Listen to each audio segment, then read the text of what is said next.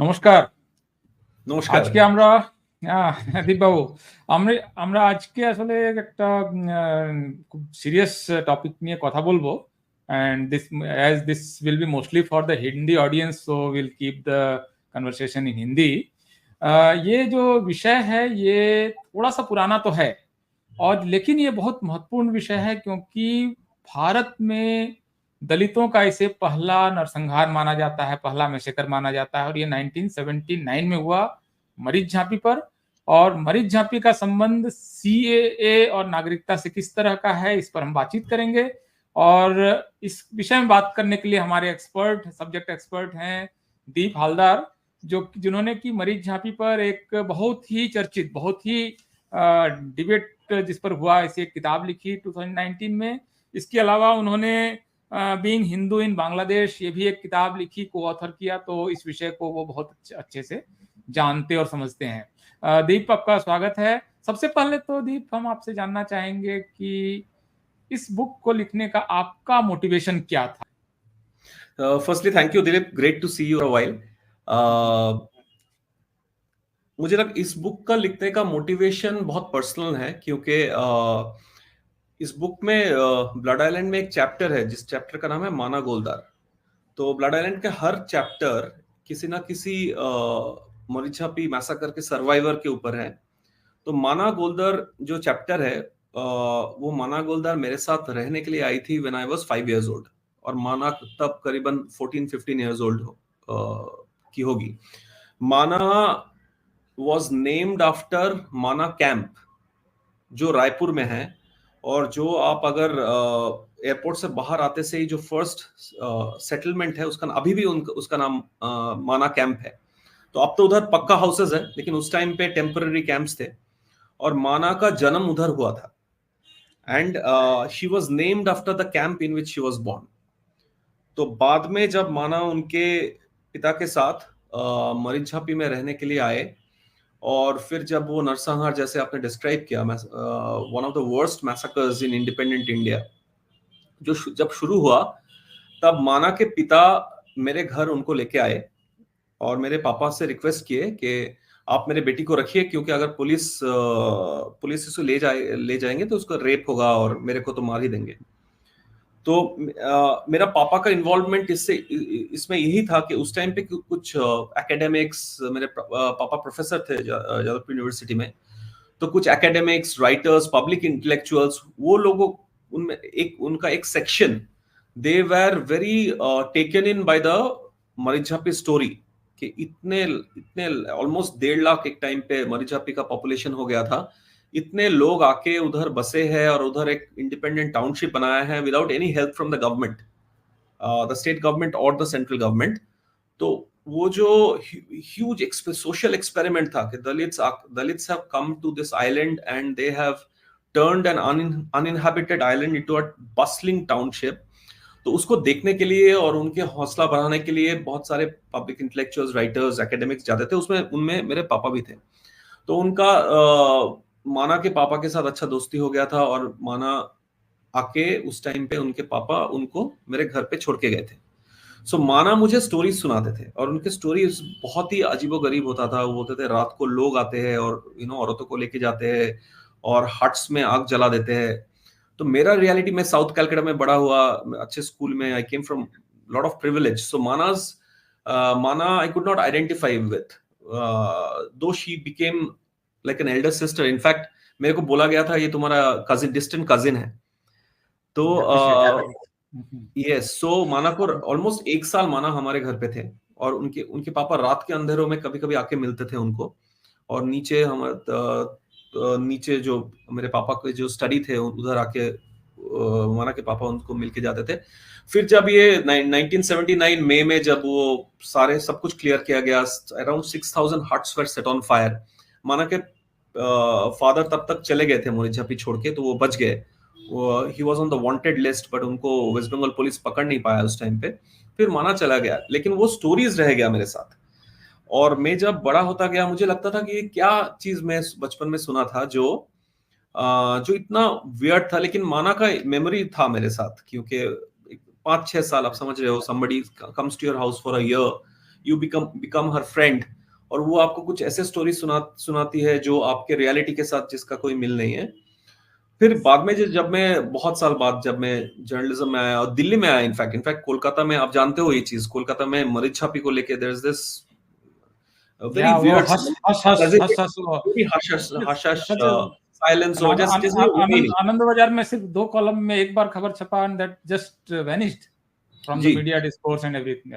Yes, और लोग deny करते हैं, बोलते हैं कि मनगढ़ित कहानियां हैं ये, तो इसलिए बाद में जब मैं सर्वाइवर्स अभी भी survivors are there to tell their stories, lot of survivors हैं, lot of survivors they are not Marichjhapi, वो तो अभी क्लियर हो गया, बट सुंदरबंस में है मरीज छापी के सर्वाइवर, पोथेर शेष थोड़ा सा दीप, मुझे इतना एक मुझे लगता है कि जो ऑडियंस है उनके लिए मरीज छापी एक बस नाम है, तो थोड़ा सा ज्योग्राफिकल आइडिया और क्या हुआ था, क्योंकि आपने सर्वाइवर से बात की है, so you have done the ethnography, so you are the best person to tell the story. तो मरीज छापी है क्या, मरीज छापी की ये पूरी कहानी क्या है? जैसे मैं अगर आपको थोड़ा सा मैप में दिखाऊं, तो ये अगर मैप है इंडिया का, तो मेरे पास जैसे ये आपका बांग्लादेश है, ये वेस्ट बंगाल है, ये 1971 में जब ये बांग्लादेश बनता है पाकिस्तान से अलग होकर, तो ये एरिया है सुंदरबन का, जहां पर हुगली रिवर और इधर से फिर आके इधर पद्मा रिवर मिलती है, तो ये सुंदरबन का ग्रेटर सुंदरबन है, इसमें का एक छोटा सा इलाका है। तो थोड़ा सा आप इसकी डिटेलिंग मुझे बताएं कि एक्चुअली क्या था और क्या हुआ क्या एक्चुअली यहाँ पर, ये थोड़ा एक हिस्टोरिकली अगर आप हमें एक आप पर्सपेक्टिव दे सकें तो हमारे ऑडियंस को समझ में आएगा कि मरीज झापी क्या है, वरना वो सुनते हैं और समझ में नहीं आता है क्या ये। मरीज झाप सुंदरबंस एरिया में जो आर्किपेलागो है, सुंदरबंस एरिया में बहुत सारे आइलैंड्स हैं, छोटे छोटे, उसमें कुछ आइलैंड्स में ह्यूमन हैबिटेशन है, कुछ में नहीं है। मरीज झापी एक अनइनहैबिटेड आइलैंड था, जहां पे 1978 में almost at one point in time 1.5 मतलब 1.5 लाख हिंदू मोस्टली दलित रिफ्यूजी जाके बसे थे और उनको एक टाउनशिप बनाए थे। और ये लोग कौन थे? ये लोग वो थे जो जब भारत का विभाजन हुआ, ये लोग ये चीज दिलीप बहुत लोग नहीं जानते हैं और इस पे इनफ बात भी नहीं किया गया, that by 1949 the partition on the west was, the migration after the partition in the west was over, but the partition in the east जब ईस्ट पाकिस्तान हुआ वो बंद नहीं हुआ था। so all through the late 40s 50s 60s till the 70s Hindu started coming from that side of the border to this side of the border. So it was a continuous process. It's a continuous process. The partition continued for decades, while the partition in the west ended in around 1949. लेकिन ये till 70s, till the birth of Bangladesh, hordes of people kept coming.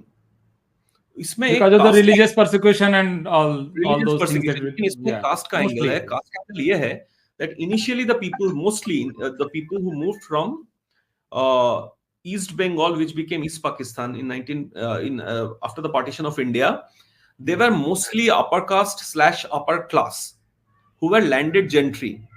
So they were privileged enough to come to this side of the border, and that again threshold was required to even migrate. You can't migrate. Yes, just but like that. but the lower castes, since they were very since they were completely into farming and fishing and all of that, they could not leave. इसमें उनका एक political reason ये भी था कि पाकिस्तान का first law and labour minister was a gentleman called Jogendranath Mandal, who was a Bengali Dalit. He had rejected Gandhi Nehru's Congress for Jinnah's Muslim League, and he had convinced a large constituency of Dalits in East Bengal, which became East Pakistan, to stay back.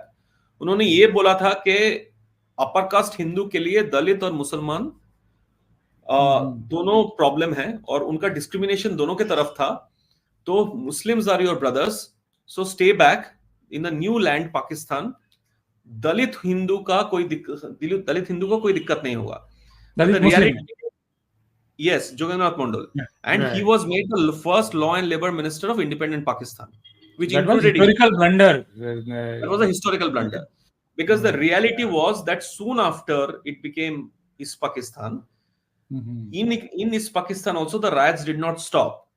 और उस time पे कोई नहीं देखा कि दलित हिंदू है, upper caste Hindu है.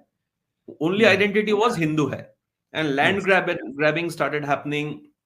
There were of course other religious reasons, and the attacks did not stop. So migration also thereby did not stop. In fact, Jogendranath Mondal resigned from Pakistan's parliament and came to West Bengal to do his politics, where he failed miserably and died a broken man. But the crux of his politics, which is today we also hear such things that the Muslim Dalit unity, political unity, that failed miserably in East Pakistan.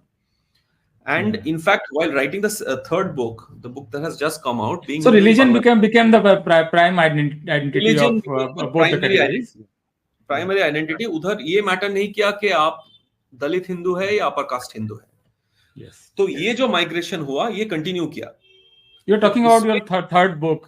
Sorry, I interrupted you. Yes, I'm talking about. I was talking quickly about my third book, but coming back to your question, so West Bengal did not have the capacity to hold that many refugees. A huge number of refugees. In fact, Blood Island की introduction में मैं एक study दिया कि कितने लाख किस साल में कितने लाख आया, कितने हजार आया, उसका एक study है, which is not a definitive study, but it's a government record. Yes. तो उनके लिए बोला गया कि दंडकारण्य जो एरिया है सेंट्रल इंडिया में, the same Dandakaranya mythologically religiously जिसको जहां पे lord Ram was banished to, तो वो दंडकारण्य एरिया में इनको भेजा गया कि आप जाके उधर रहिए, रिहैबिलिटेशन होगा उधर आपका, आप सड़कें बनाएंगे, दूसरा you do other kinds of jobs and you go and settle there. तो ये लोग जब जा रहे थे वेस्ट बंगाल से, इनको जब भेजा जा रहा था दंडकारण्य में, उस टाइम पे लेफ्ट वाज इन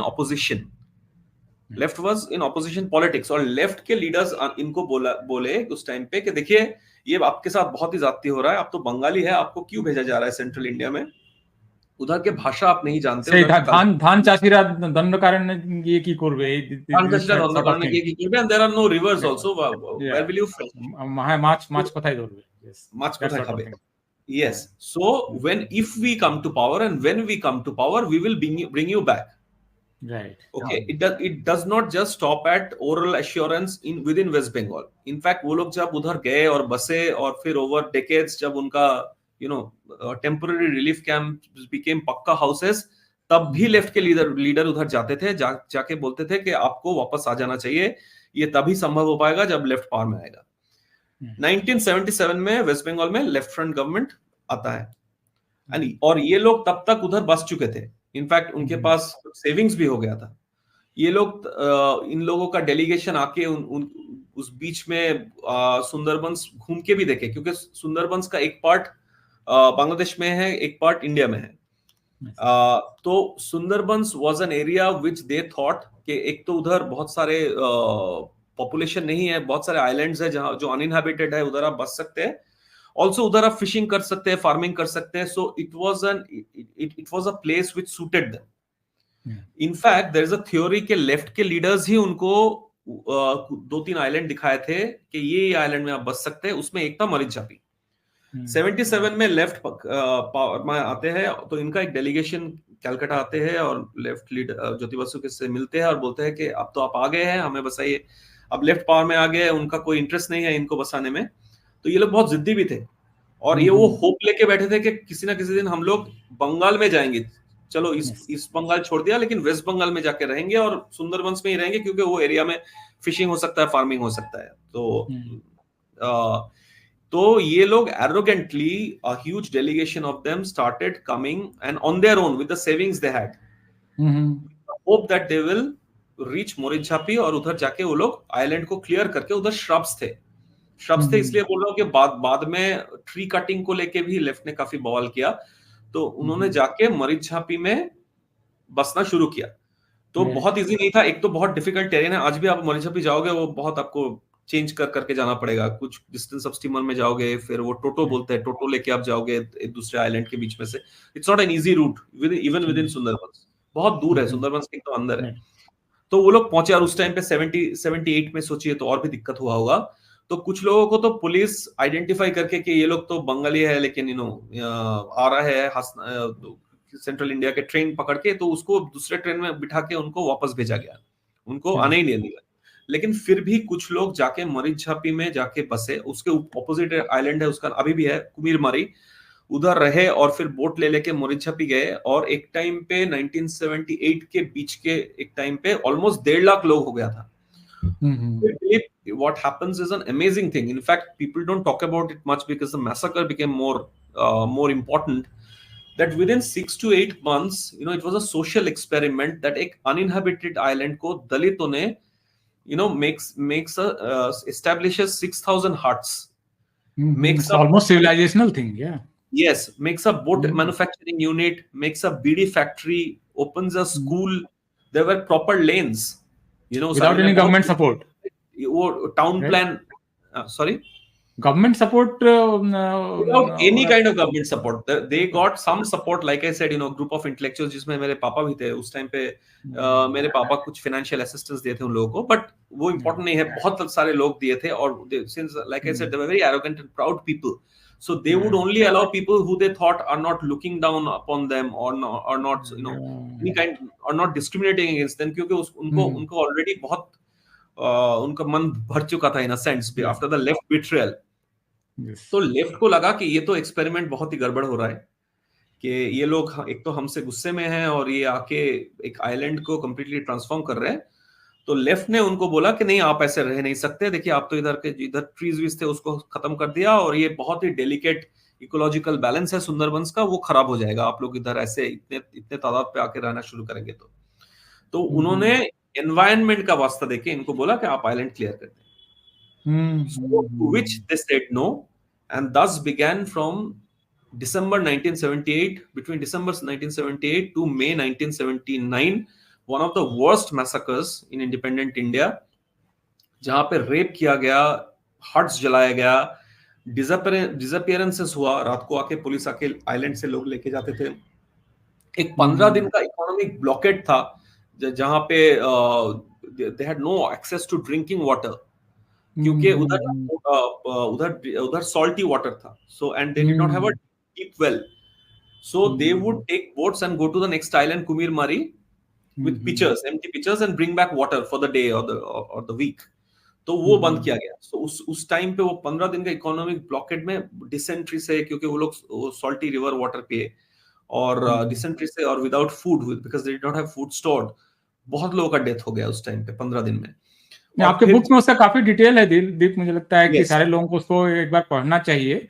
और मुझे पता नहीं आपका इसमें कभी हिंदी का प्लान है या नहीं, मैंने देखा नहीं, अगर आपने हिंदी ट्रांसलेट करवा लिया मुझे नहीं पता। ट्रांसलेशन हो रहा है, I think some time this year it will come, because हाँ, ये एक ऐसी स्टोरी है लोगों को पता होनी चाहिए, क्योंकि आपके बुक में मैंने जो देखा कि जो पर्सनल ट्रॉमा है और स्टेट कितना ब्रूटल हो सकता है अपने ही लोगों के प्रति। अपने लोग इसलिए मैं बोल रहा हूँ क्योंकि 1947 के पार्टीशन के बाद साउथ एशिया जो ब्रिटिश इंडिया था, उसके हर आदमी को कहीं ना कहीं का तो सिटीजन होना था।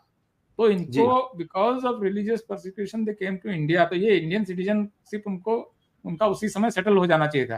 तो ये जो आपने पर्सनल इंटरव्यूज किए, उसका कुछ अगर आप हमें बता सकें कि वो किस तरह का आपके लिए, उन इंटरव्यूज को करना आपके लिए किस तरह का एक्सपीरियंस था, और क्या कुछ इंपॉर्टेंट पार्ट्स आपको जो हमें लगता है कि आपको लगता है जो आप शेयर करना चाहें, तो वो मुझे बताएं। अपने बुक के बारे में थोड़ा सा बताएं। जैसे मैं आपको बताया कि ये स्टोरी मेरे लिए पर्सनल था, क्योंकि माना मेरे साथ एक साल रही मेरे बचपन में। तो मैंने पहले शुरू किया माना को ढूंढ के निकाला मैंने। वो पोथेशेश करके एक रीजन में रहती है, और बहुत ही इमोशनल गेट टुगेदर था हमारा। तो उनका लाइफ काफी टफ था। तो उसके बाद भी, क्योंकि सब उसके पापा उसके इस इंसिडेंट के 1-2 साल में गुजर गए, फिर मैं सोचा कि इसके बारे में मैं लिखूं। लेकिन ये इतना, एक तो मैं 5 साल का था, तो इसको मैं सोचा कि कैसे रिकंस्ट्रक्ट किया जाए। तो जब बुक डील आया तो मैं सोचा कि the only way to tell this story is through oral history. तो मैं सर्वाइवर्स को ढूंढ के निकालूंगा, और एक जगह का नहीं, क्योंकि रिटेलिंग में कभी कभी इंसान एक्स्ट्रा डिटेल ऐड करते हैं या फैक्चुअल इनएक्यूरेसीज आ जाते हैं। तो मैं सोचा मैं बहुत दूर दूर से लोगों को ढूंढूंगा। सो मुझे मध्य प्रदेश में मिला, भोपाल से 5 घंटा दूर there is a Bengali colony, जहां पे मुझे मरीझापी के सर्वाइवर्स मिले। मुझे ऑफ कोर्स सुंदरबंस में दूसरे आइलैंड्स में मिले, वो लोग छुप के रहे, वो लोग जब भेजा जा रहा था वापस, तब वो लोग बच गए थे, वो लोग छुप के उधर ही दूसरे आइलैंड में चले गए थे। मुझे पोथेशेष करके एक एरिया है, एक गांव है, उसी लाइन में है लेकिन सुंदरबन से पहले है, उधर एक सेटलमेंट था मरीझापी सर्वाइवर्स का, उधर जाके मुझे मिला लोग।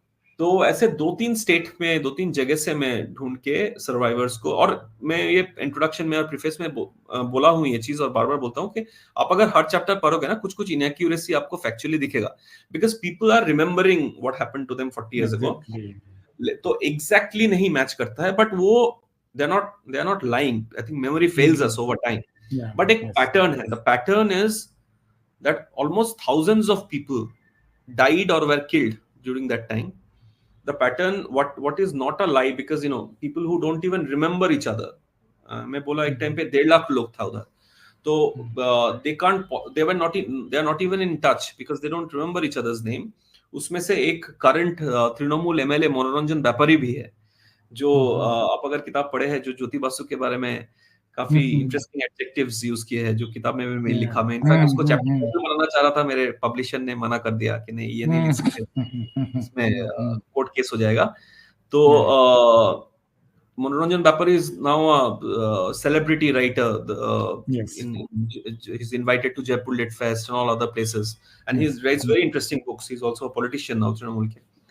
So तो मेरे लिए तो मैं एक तो सोचा कि बहुत दूर दूर बने, बहुत डिस्पैरेट लोगों से मैं बात करूंगा, एक ही जगह से नहीं बात करूंगा, तो ताकि मैं थोड़ा सा मिला भी पाऊं कि अकाउंट सही है कि नहीं, मैंने मोरल ऐसे ब्रॉड लाइन सही हो बुक का।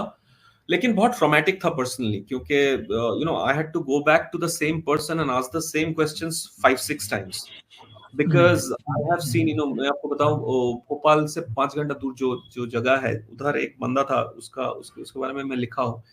he's a very tough guy। तो he is a local politician, and जब मैं गया तो एक तो बहुत एरोगेंटली बात किया मेरे से कि ये सब क्यों जानना है। तो फिर मैंने बोला कि मैं बंगाल से आता हूँ, और उस टाइम पे दैनिक भास्कर में एडिटर था, तो मैं बोला कि मैं इधर हूँ सर, लेकिन मैं बंगाल से आता हूँ, और ये इसलिए मेरा एक पर्सनल कनेक्शन है, मेरे पापा भी इन्वॉल्व थे मरीझापी स्टोरी में। तो मैं आपको बताऊं Dilip, when he invited me to his home and he was serving me lunch, and वो सडनली, तो उन्होंने मुझे बताया नहीं मुझे बात नहीं करना, लेकिन आप इतने दूर से आए हैं तो आप मेरे घर पे लंच करिए। तो मैं जब उनके साथ लंच कर रहा था, सडनली ही स्टार्टेड टॉकिंग, और बोलते बोलते वो रो दिए, बिकॉज ही सेड दैट सुबह उठ के मैं जब रिवर में गया to splash water on my face, I actually saw bodies of little children floating in the water, and they were children from our island, जिनको मार दिया गया, और उनका बॉडी रिवर में फ्लोट कर रहा था। So that's a memory, even 40-45 years later I can't get out of my head। तो मैं बहुत ही disoriented हो गया, because like I said, he was a tough guy, so, and who did not want to speak to me about the subject। So suddenly he said that to me, after denying me the interview, he suddenly spoke out। So at various times during the book I thought I'll stop this, I'll stop writing the book because it's very traumatic। मैं भी एक folklore है, वो पता नहीं कितना सच है गलत। कैनिंग में मुझे एक आदमी मिला, और उसने बोला, शायद कहीं डॉक्यूमेंटेड भी होगा, कि सुंदरबन के बाघ जो हैं वो मैनीटर उसी समय बने, ऐसा लोग बोलते हैं कि इतने उन्होंने आदमी का इतना आदमी खा लिया उन्होंने, उनको समझ में आ गया कि ये खाने वाली चीज है, एंड वो फिर उन्होंने, उनके भी जनरेशन टू जनरेशन वो आदत कंटिन्यू करती है। तो इसलिए सुंदरबन के बाघ काफी खतरनाक माने जाते हैं, वो आदमी को देखते ही हमला करते हैं। पता नहीं ये कितना सच है या गलत, लेकिन actually there is this research paper, मैं आपको पढ़ के सुनाऊं, उसका नाम है dwellings on Marichjhapi when tigers became citizens, refugees, tiger food. ये है पेपर का नाम, dwellings on Marichjhapi when tigers became citizens, refugees, tiger food. ये आर्टिकल पब्लिश हुआ था इकोनॉमिक एंड पॉलिटिकल वीकली में ऑन 23 अप्रैल 2005। इसका राइटर है अनु जलायस। So she writes, the government's primacy on ecology and its use of force in Morichapi was seen by the islanders as a betrayal not only of refugees and of the poor and the marginalized in general, but also of the Bengali backward caste identity. तो इस paper में she is writing that ये जो tiger food बन गया because tigers were fish eaters. She is writing here and tigers were fish eaters, but on the river, they would find bodies floating, bodies of people killed.